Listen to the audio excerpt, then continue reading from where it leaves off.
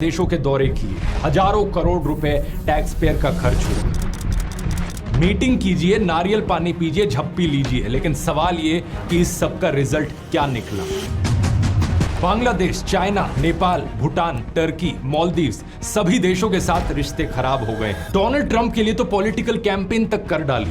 अब की बार ट्रंप सरकार। नमस्ते ट्रंप इवेंट होस्ट किया गया, हाउडी मोदी इवेंट हुआ, ट्रंप को अपना जिगरी दोस्त कहा। My friend mister Donald Trump. और नतीजा क्या निकला? आज डोनाल्ड ट्रंप पाकिस्तान के आर्मी चीफ को व्हाइट हाउस में स्पेशली इनवाइट कर रहे हैं। अमेरिका क्या कहता था?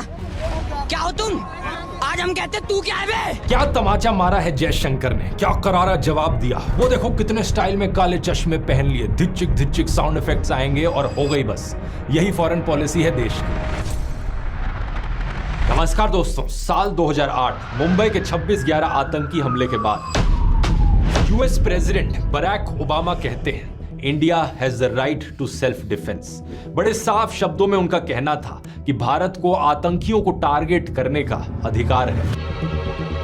अमेरिका ने किस हद तक सपोर्ट किया था इंडिया को उस वक्त, इसका अंदाजा आप इस बात से लगा सकते हैं कि इस आतंकी हमले के एक साल बाद नवंबर 2009 में भी भारत के प्रधानमंत्री मनमोहन सिंह और अमेरिकन प्रेसिडेंट बराक ओबामा के द्वारा एक जॉइंट स्टेटमेंट दी जाती है। इसमें कहा जाता है कि दोनों देशों का यहां शेयर्ड इंटरेस्ट है अफगानिस्तान और पाकिस्तान के आतंकी अड्डों को हराने में। ओबामा ने एक बार फिर से उस आतंकी हमले की कड़ी आलोचना की और पाकिस्तान को आतंकियों के खिलाफ एक्शन लेने को कहा। अब इसे आप कंपेयर कीजिए आज के समय से। पहलगाम के आतंकी हमले के बाद अमेरिकन प्रेसिडेंट डोनाल्ड ट्रंप का क्या इनिशियल रिएक्शन रहा? It was a bad one yesterday, though. That was a bad one. Over 30 people. उन्होंने कहा कि मैं भारत के बहुत क्लोज हूं और पाकिस्तान के बहुत क्लोज हूं। I'm very close to India and I'm very close to Pakistan, as you know. And Kashmir's been going on for 1,000 years, probably longer than that.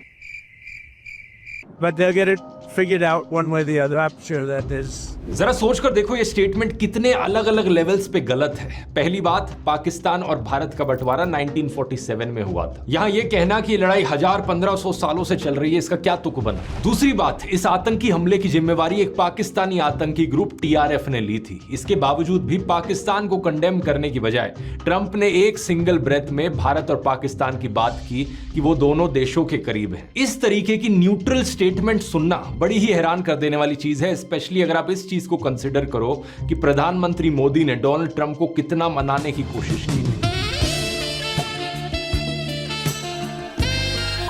सितंबर 2019 में ह्यूस्टन में जाके प्रधानमंत्री मोदी ने कहा था अब की बार ट्रंप सरकार। We in India have connected well with President